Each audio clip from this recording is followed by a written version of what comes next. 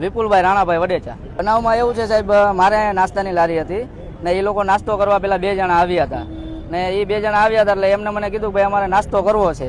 એટલે મેં કીધું ભાઈ 10-15 મિનિટની વાર લાગશે, તમે ઘડીક બેસો, બરોબર, મારે બીજા જૂના ગ્રાહક છે એમને હું આપીને તમને આપું। એટલે એ લોકો બેઠા નહીં કે એ ગ્રાહક ભલે બેઠા કે પેલા અમને આપી દો, આવી રીતે કહીને મારી યારે માથાકૂટ કરવા લાગી અને ગાળો બોલવા લાગ્યા। તે પછી એમને અન્ય શખ્સોને ફોન કર્યો, એમાં જે વ્હાઇટ ફોર્ચ્યુનર એક આવે છે, જે માણસો આવે છે એમાં વ્હાઇટ ફોર્ચ્યુનર આવે છે અને વ્હાઇટ ફોર્ચ્યુનરમાંથી દેવસિંહ બાબુતર ઉતરે છે।